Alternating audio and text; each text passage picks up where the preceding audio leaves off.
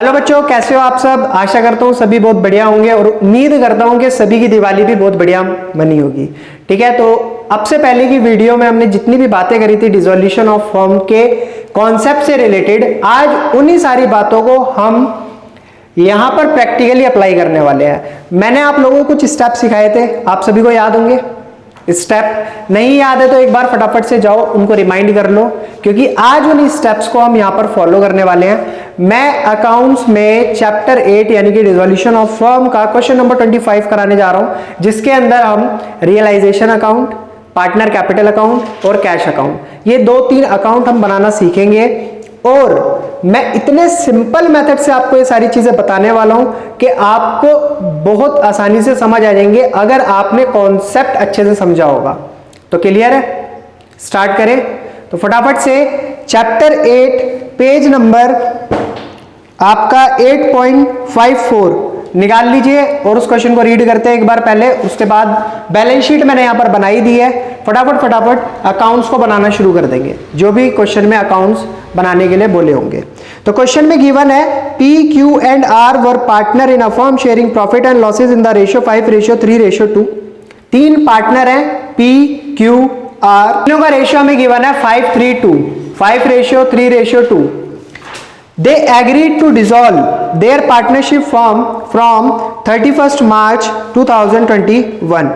अब इन्होंने तीनों ने डिसाइड कर लिया है कि अपनी फर्म को डिसॉल्व करने वाले हैं। और ये बात मैंने आपको पहले भी बताई है कि जब फर्म डिसॉल्व होती है तो इसका मतलब हमें फर्म का जो भी बैलेंस शीट के अंदर जो भी डेटा दे रखा है, लायबिलिटी और एसेट, इन सबको खाली करना पड़ता है। तो पहला स्टेप मैंने क्या सिखाया था, बैलेंस शीट को खाली करना, याद होगा आपको। P was deputed to realize the assets and pay the liability. He was paid 1,000 as commission for his service. The financial position of the firm was। अब इन्होंने एक बात बोली, ये बात मैंने कॉन्सेप्ट में भी बताई थी कि जब किसी पार्टनर को जिम्मेदारी दी जाती है एसेट और लायबिलिटी का निपटारा करने की, इट मींस एसेट को बेचने की और लायबिलिटी को पे करने की, तो उसको हम या तो कमीशन देते हैं या हम रेम्यूनरेशन देते हैं। तो यहां पर किस चीज की बात करी है इन्होंने बोला है कमीशन देंगे 1,000 रुपए, और वो पार्टनर कौन है जिसको ये जिम्मेदारी दी है, पी को बोला है एसेट जितनी भी है उनको बेचो, उनका पैसा जो भी आए सारी लायबिलिटी को खत्म करो। इस काम के हम तुम्हें, इस सर्विस के हम तुम्हें 1,000 रुपए देंगे एज अ कमीशन। तो ये बात क्लियर है, और इस पॉइंट को अपने दिमाग में रख लेना, इसको स्टार मार्क कर लो यही के यही, कि जिससे कि जब हम क्वेश्चन को सॉल्व करें हम भूल ना जाएं। फिर उसके बाद बैलेंस शीट में कुछ बातें गिवन है, लायबिलिटी साइड और एसेट साइड, इनको भी देखेंगे मगर अभी नहीं, पहले हम उन बातों पर ध्यान देंगे जो बैलेंस शीट से बाहर है। फिर बैलेंस शीट के नीचे आपको दिया है P टुक इन्वेस्टमेंट फॉर 12,500, यानी कि P ने 12,500 की इन्वेस्टमेंट टुक ओवर कर ली। अब इसकी भी बात मैंने कॉन्सेप्ट में बताई थी कि जब कोई पार्टनर इन्वेस्टमेंट हो, एसेट हो, लायबिलिटी हो, कुछ भी टुक ओवर कर लेता है। अगर एसेट का केस है तो वहां पर एंट्री समझाई थी आपको, क्या समझाई थी, partner capital account debit to realisation account, क्योंकि हमारी एसेट हमें जा रही है छोड़कर, तो इसलिए रियलाइजेशन अकाउंट क्रेडिट होगा।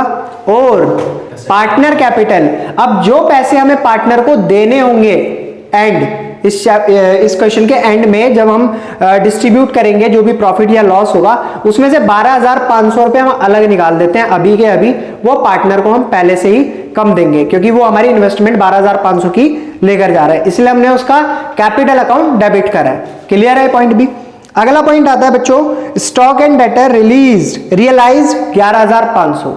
तो यहां पर जो स्टॉक और डेटर दिए हुए हैं ये रियलाइज्ड हो गए कितने के, दोनों 11,500 के। ठीक है, ये पॉइंट भी। Plant and machinery were sold to Q for 22,500 for cash. अब ये बात मैंने तुम्हें कॉन्सेप्ट में भी बताई थी कि जब कोई पार्टनर फर्म की कोई भी एसेट को परचेज कर लेता है, यानी कि उसके बजाय कैश दे देता है, तो वहां पर क्या होता है, वहां पर हम एंट्री क्या करते थे, फर्म के पास क्या आ रहा है, कैश आ रहा है ना, क्योंकि पार्टनर अपनी जेब से पैसा निकाल कर दे रहा है और फर्म की एसेट अपने पास रख रहा है, तो वहां पर हम एंट्री करते थे cash account debit to realisation account. Clear है मेरी बात, ठीक है। फिर उसके बाद आती है बात अनरिकॉर्डेड एसेट रियलाइज्ड 1,500 रुपए। जो अनरिकॉर्डेड एसेट थी, ये बात भी मैंने कॉन्सेप्ट में बताई थी आपको, मतलब मैंने इस तरीके का क्वेश्चन उठाया कि जो भी हमने कॉन्सेप्ट में चीजें पढ़ी थी वो सारी की सारी इसमें कवर हो जाएंगी। जिस बच्चे ने कॉन्सेप्ट वाली वीडियो ध्यान से देखी है, ध्यान से पढ़ी है, वो ये क्वेश्चन बहुत आसानी से सॉल्व कर लेगा, और जिसने क्वेश्चन सॉल्व कर लिया उसका समझ लो डिसोल्यूशन 25% खत्म हो गया। और डिसोल्यूशन सबसे सिंपल चैप्टर है पूरे अकाउंट्स की किताब में। अब यहां पर अनरिकॉर्डेड एसेट्स की बात इन्होंने बताई है कि वो रियलाइज हो गई 1500 रुपए की, भले ही वो अनरिकॉर्डेड थी, हमारी बैलेंस शीट में मेंशन नहीं थी। अनरिकॉर्डेड का मतलब मैंने यही बताया था, उसको रियलाइज कितने का करा, 1500 का।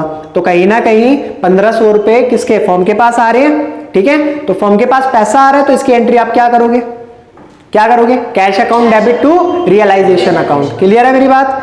फिर एक छोटी सी और लास्ट में बात बोली है, रियलाइजेशन का एक्सपेंस हुआ पेड अमाउंट टू 900, एक खर्चा हो गया 900 रुपए का जो कि फर्म ने पे करा रियलाइजेशन के नाम का, कि भाई जो असेट वगैरह बेची होंगी उन्होंने, उसके ऊपर बेचने के लिए जो उन्होंने खर्चा करा, मैंने बताया था उन असेट्स को फर्म के बाहर तो बेचेंगे नहीं, उनको मार्केट लेकर जाना पड़ेगा, मार्केट में जाएंगे तब उनको बेचेंगे, तो आने जाने में, खाने पीने में बहुत सारी चीजें होती है, हो सकता है खर्चा हो गया हो, ठीक है। ये पॉइंट भी क्लियर है।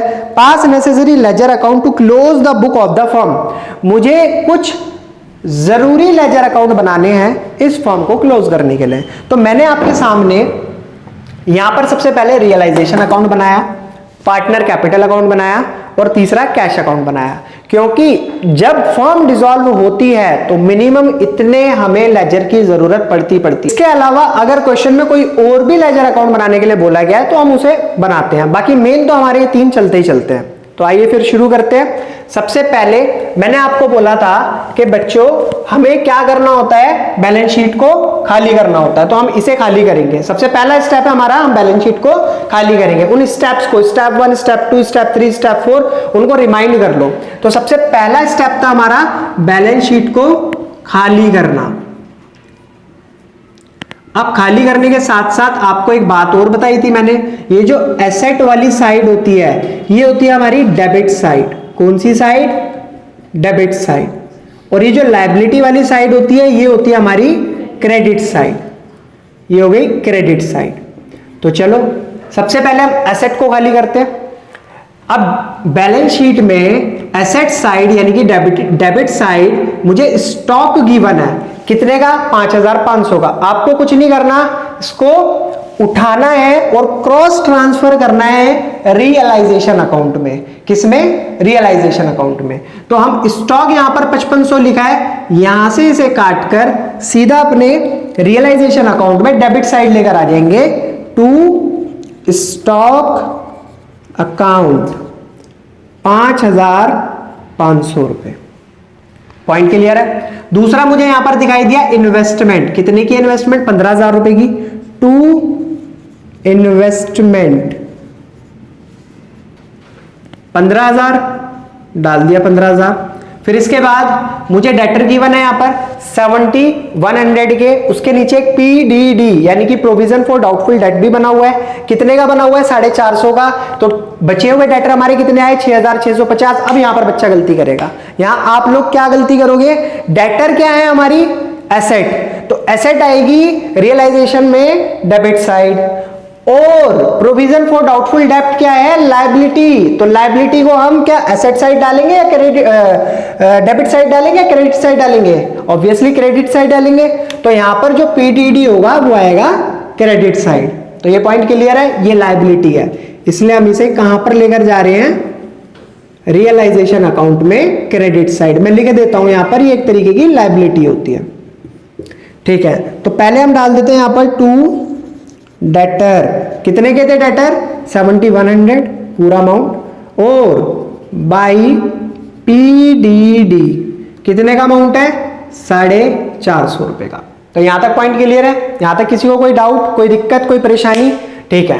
अब क्या कैश को उठाकर मैं रियलाइजेशन में डाल दूं, नहीं, तो कहां डालूं, कैश अकाउंट में। बिल्कुल सही कहा, कैश अकाउंट में भी किस नाम से जाएगा ये, बाई, गलत, बैलेंस BD मैंने आपको बताया है कि कभी भी जिस नाम का अकाउंट बनाते हैं उस नाम से कभी भी उसमें एंट्री नहीं करते। कैश मेरे पास है तो यहाँ पर बैलेंस दिखा दूंगा मैं, जी मेरी जेब में इतना पैसा पड़ा हुआ है, तो यहाँ पर पैसा कितना पड़ा है 5600 रुपए, यानी कि 5600 रुपए कैश अकाउंट में आ गया। Very good. Are capital account, अब ये आर कैपिटल अकाउंट कहां जाएगा, यहां पर डेबिट साइड है, पार्टनर कैपिटल अकाउंट की भी डेबिट साइड आएगा। क्या आपने नोटिस करा कि जितनी भी ये डेबिट साइड वाली चीजें थी मेरे रियलाइजेशन में भी debit side I, cash account में भी डेबिट साइड जा रही है, तो ऑब्वियसली पार्टनर की कैपिटल यहां पर मेरे को गिवन है डेबिट साइड, तो ये पार्टनर कैपिटल अकाउंट में भी कहां जाएगी, डेबिट साइड। तो मैं किस नाम से डालूंगा इसे, ये 2 आना था, टू बैलेंस बीडी, कितना अमाउंट दिया है 8000 रुपए, तो डाल देते हैं यहां पर 8000 रुपए, इसका और इसका कोई भी डेबिट बैलेंस नहीं है। ठीक है। प्लांट एंड मशीनरी कितने की दी हुई है 30,000 की, उठाओ और डाल दो, टू प्लांट एंड मशीनरी 30,000 रुपए। ठीक है। अब ये मेरी सारी एसेट साइड हो चुकी है खाली, मैंने जो चीजें डालनी थी वो सारी डाल दी हैं रियलाइजेशन में, कैश अकाउंट में और पार्टनर कैपिटल अकाउंट में। अब आ जाते हैं फटाफट से इसके पास जो लायबिलिटी है, जितनी भी लायबिलिटी है अब उनको उठाएंगे और उन्हें भी हम खाली करेंगे, क्योंकि हमारी ये बैलेंस शीट की एसेट साइड तो खाली हो चुकी है, अब हम करेंगे लायबिलिटी साइड खाली। तो अब जब मैंने डेबिट साइड की चीजें डेबिट साइड डाली तो क्रेडिट साइड की चीजें भी मैं कहां डालूंगा, क्रेडिट साइड। तो क्रेडिटर, तो यहां पर लिख देते हैं बाई क्रेडिटर, और क्रेडिटर को लिखने के बाद यहां पर एक स्टार बना लेना अपने याद रखने के लिए, क्योंकि क्रेडिटर एक आउटसाइड लायबिलिटी है। और मैंने आपको क्या कहा था, मैंने आपको कहा था कि जब भी आप एसेट को बेचोगे तो किसका पैसा लौटाओगे, क्रेडिटर का पैसा लौटाओगे या नहीं लौटाओगे, तो इनका पैसा देना पड़ेगा। चलो अभी तो मैं रियलाइजेशन में डाल रहा हूं, लेकिन इसको पे भी तो करना है। इसी के साथ मैंने एक बात और बताई थी कि जब कभी आपको क्वेश्चन में ये मेंशन ना हो कि लायबिलिटी को पैसा दिया, ये बता रखा है दिया, लेकिन कितना दिया, तो आप क्या मानते थे, पूरा अमाउंट, बुक वैल्यू, जो भी मतलब बुक में वैल्यू होगी हमारी, जैसे 10,000 की क्रेडिटर है, 10,000 की लायबिलिटी है, तो मैं क्या मानूंगा, हमने पूरा का पूरा 10,000 उसको पे करा। तो चलो फटाफट हम इनको डाल लेते हैं अपने पॉइंट्स को। क्रेडिटर थे हमारे 10,000 के, तो मैंने लिख दिया यहाँ पर 10,000 रुपए। फिर है हमारे बिल्स पेबल, ये भी आउटसाइड लायबिलिटी है, बिल्स पेबल यहाँ भी एक स्टार बना लेते हैं बच्चों, कितने के हैं 3,700। फिर उसके बाद इन्वेस्टमेंट फ्लक्चुएशन रिजर्व कितने का है 4500 रुपए का। अब इन्वेस्टमेंट तो हमने दे दी, तो रिजर्व का क्या होगा, इसको भी डाल देते बाई IFR, कितने का अमाउंट है 4,500। और कैपिटल, अब ये P की और Q की कैपिटल कहां जाएगी, पार्टनर कैपिटल अकाउंट में क्रेडिट साइड, क्योंकि बैलेंस शीट में क्रेडिट साइड लिखी हुई है, तो यहां पर लिखेंगे बाई बैलेंस BD 37,750 और Q का है 15,000 रुपए का बैलेंस। तो यहां तक मुझे लग रहा है आप सभी को बातें समझ आ रही है मेरी, यहां तक कोई किसी को डाउट तो नहीं है, कोई किसी का दिक्कत तो नहीं है। अब आपको क्या करना है, यहां पर आपको ध्यान देना है उन पॉइंट्स पर जो मैंने किताब को पढ़ते समय बताए थे। मैंने आपको सबसे पहला पॉइंट किस पे जोर देने के लिए कहा था कि P जो कि फर्म की एसेट्स को बेचने गया और उसने लायबिलिटी को पे करा, उसको फर्म कितना पैसा दे रही है 1,000 रुपए दे रही है एज अ कमीशन, तो वो किसको दे रही है, P को दे रही है। तो अब आप इस चीज पे कंफ्यूज ना हो, इसके लिए मैं आपको एक छोटी सी जादू की ट्रिक दूंगा। पहली ट्रिक, अब कभी भी आप किसी पार्टनर को उसका रेम्युनरेशन या कमीशन पे कर रहे हैं, तो मैंने आपको एंट्री सिखाई थी, क्या एंट्री हुई थी, realisation account debit to partner capital account. अब यहां पर क्या है, P है ना, P कैपिटल अकाउंट। ठीक है सर। अब आप इसको कैसे डालेंगे, इसका डालने का तरीका आप ये देखो, रियलाइजेशन क्या हो रहा है, यहां पर डेबिट हो रहा है, तो रियलाइजेशन अकाउंट में debit side P capital account के नाम से टू P कैपिटल अकाउंट, और अमाउंट कितना था 1000 रुपए, और यही दूसरी तरफ पी कैपिटल अकाउंट यानी कि पार्टनर कैपिटल अकाउंट में बाय रियलाइजेशन के नाम से पी के कैपिटल अमाउंट अकाउंट में 1000 रुपए डाल देंगे। ये तो हो गया फॉर्म के लिए खर्चा 1000 रुपए का, और ये पार्टनर की आ गई मौज। क्लियर है? ठीक है, तो ये हो गया हमारा पहला पॉइंट। फिर दूसरा पॉइंट जल्दी फटाफट बताओ, मैंने क्या बताया था आपको? दूसरा पॉइंट, पी ने इन्वेस्टमेंट टुक ओवर कर ली 12,500 रुपए की, यानी कि पी को 12,500 रुपए फर्म को पे करने पड़ेंगे। तो इसके लिए अगर मैं आपसे सेकंड पॉइंट में बोलूं कि बच्चों एंट्री बनाओ, तो आप क्या कहोगे? P capital account debit to realisation account, क्योंकि फर्म की तो एसेट को छोड़कर जा रही है, तो इसलिए हमारा रियलाइजेशन क्या हो रहा है? क्रेडिट। अब यानी कि पैसा आएगा, या पैसा नहीं भी आएगा तो हम पार्टनर की कैपिटल में से 12,500 रुपए काट लेंगे। मैं भी दिखाता हूं कैसे काटेंगे। सबसे पहले इस एंट्री को ध्यान से देख लो। आप देखो रियलाइजेशन यहां पर क्या हो रहा है? क्रेडिट। तो रियलाइजेशन अकाउंट में क्रेडिट साइड आप लिखोगे बाई पीज कैपिटल अकाउंट 12,500, और पार्टनर कैपिटल अकाउंट में पार्टनर डेबिट हो रहा है ना, पी डेबिट हो रहा है, तो डेबिट साइड लिखोगे आप टू रियलाइजेशन अकाउंट, और पी की कैपिटल में से निकाल लोगे 12,500 रुपए। तो यहां तक मेरे को लगता है किसी को कोई दिक्कत, कोई डाउट, कोई परेशानी नहीं होगी। ठीक है, इसका मतलब आप बहुत अच्छे से समझ रहे हो। अब और आगे की बात करते हैं। तो मैंने आगे वाले पॉइंट में क्या कहा था आपसे? मैंने कहा था स्टॉक और डेटर को जब रियलाइज करा तो वो हुए 11,500 के रियलाइज। तो इसका मतलब हमने उन्हें रियलाइज कर दिया। तो यहां पर अब एंट्री आप क्या करोगे?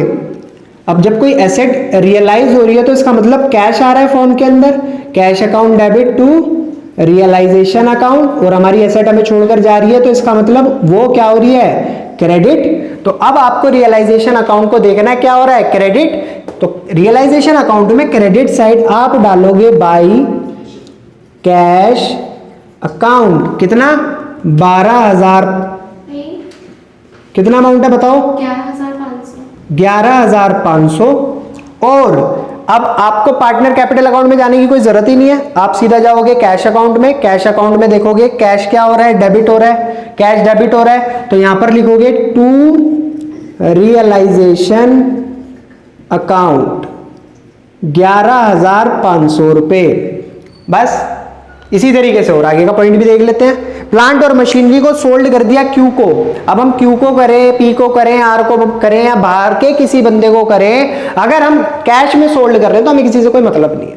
ठीक है, हमारे पास, हमें तो पैसा चाहिए, हमारे पास पैसा आ रहा है। अब इन्होंने मशीनरी सोल्ड कर दी, तो बच्चों फोर्थ पॉइंट आपको किस तरीके से देखना है? आपकी जेब में क्या आया? Cash account debit to asset छोड़कर जा रही है तो इसका मतलब रियलाइजेशन अकाउंट। तो सीधी सी बात है, आप रियलाइजेशन को देख रहे हो क्या हो रहा है? क्रेडिट। तो रियलाइजेशन में क्रेडिट साइड आप लिखोगे बाई कैश अकाउंट। अमाउंट डालोगे कितने का आ रहा है?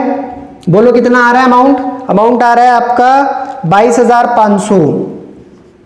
22,500 कैश अकाउंट में। जैसे ही आप आओगे तो यहां देखोगे कैश डेबिट हो रहा था, तो यहां पर आप लिखोगे टू रियलाइजेशन अकाउंट 22,500 रुपए। चलिए, यहां तक की भी कहानी आपको समझ आ गई होगी। फिर उसके बाद अगला पॉइंट देखते हैं बच्चों। इन्होंने बोला था अनरिकॉर्डेड एसेट को रियलाइज करा 1,500 रुपए में। तो अब अनरिकॉर्डेड हो या रिकॉर्डेड हो, हमें तो पैसे से मतलब है भैया। फॉर्म डिसॉल्व हो रही है, पैसे की सख्त जरूरत है। एसेट को उठाया, बेच दिया।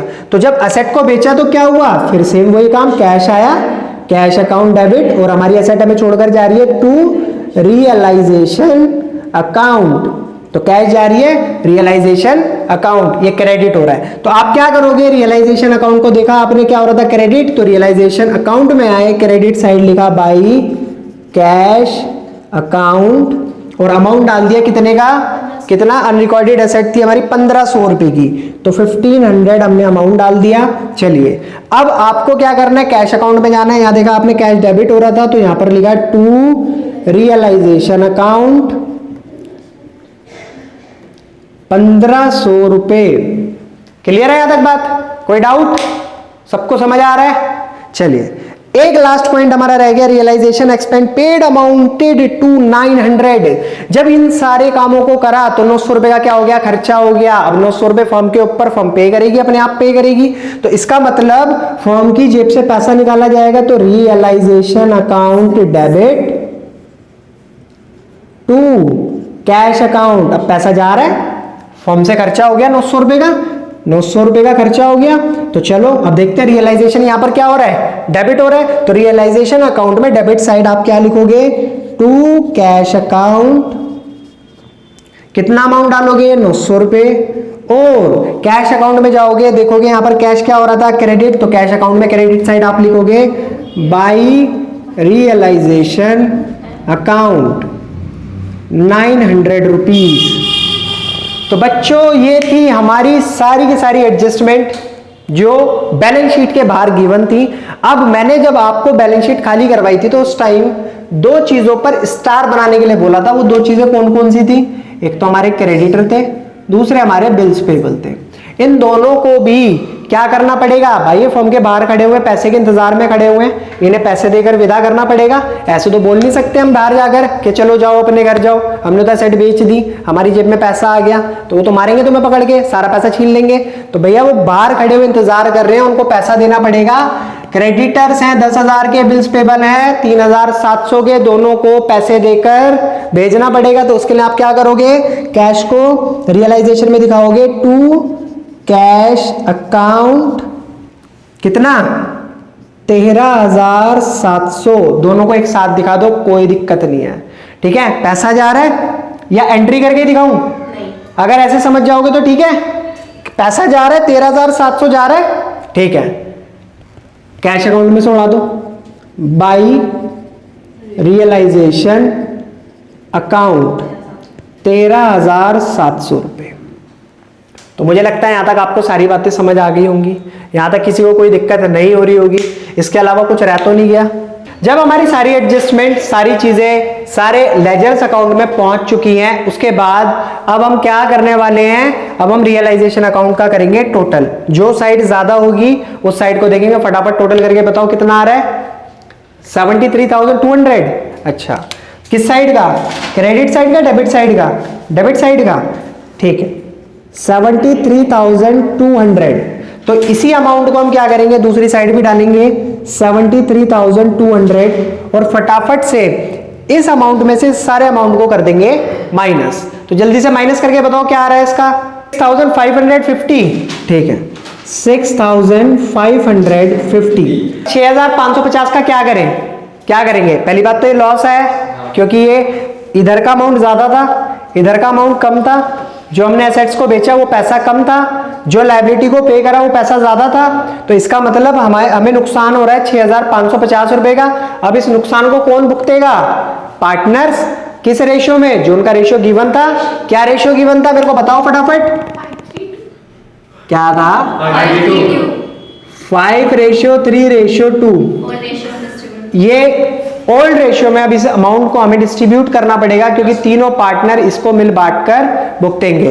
तो पहले मैं यहां पर लिख देता हूं by loss transfer to PQR। P के हिस्से में कितना आएगा, आर के में कितना आएगा और क्यू के में कितना आएगा? फटाफट से इसको कैलकुलेट कर लेते हैं। 6,550 इंटू 5, 5, 3, 8 और 2, 10, 0 से 0 कैंसिल, 25,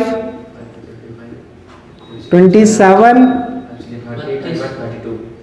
3,275 आ रहा है पी के हिस्से में, क्यू के हिस्से में आ रहा है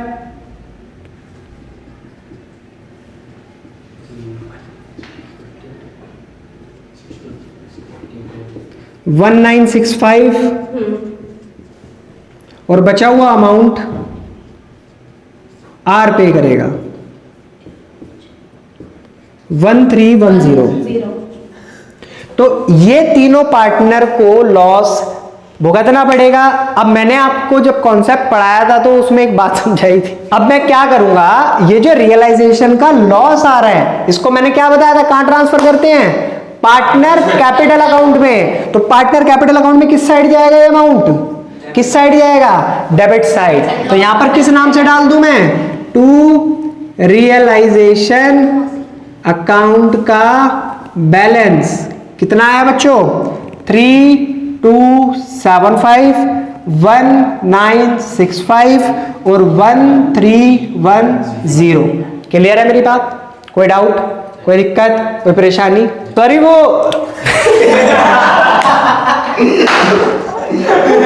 ये फिर फटाफट से इस पार्टनर कैपिटल अकाउंट का टोटल करते हैं और देखते हैं किसके केस में सरप्लस आ रहा है और किसके केस में डेफिशिएंसी आ रही है। तो सबसे पहले मुझे सबसे ज्यादा सिंपल ये आर का कॉलम दिखाई दे रहा है, तो मेरे को दिखा यहाँ पर 8000 और 1310। तो बच्चों कितना होगा? 9310। इस अमाउंट को हम यहाँ पर लिखते थे पहले की तरह, अभी भी इधर ही लिखेंगे। अब यहाँ पर कोई काट माइनस करने के लिए तो कुछ है नहीं, तो 9310 एज इट इज आ जाएगा और यहाँ पर लिख देंगे बाई कैश अकाउंट। अब इसका मतलब है क्या? ये जो बैलेंस आ रहा है ये डेफिशिएंसी है और ये पार्टनर को अपने घर से लाकर देनी पड़ेगी। इसके अलावा अब मैं आ जाता हूं इस वाले कॉलम पर और इस वाले कॉलम को देखता हूं, ये अमाउंट ज्यादा आ रहा है तो ये हो जाएगा 38,750। इसी अमाउंट को हम डाल देंगे यहाँ पर 38,750। इसमें से करेंगे इस अमाउंट को माइनस। बताओ बच्चों क्या आएगा इसको माइनस करने के बाद? 22,975। कितना अमाउंट आ रहा है? 22,975। ठीक है, सेम 15,000 यहां पर लिखा, इसी अमाउंट को यहां पर लिखा, इसमें से इसको माइनस करा, कितना आया? 13,035। तो ये हो चुका है मेरा पार्टनर कैपिटल अकाउंट का बैलेंस। अब इसका मतलब है क्या?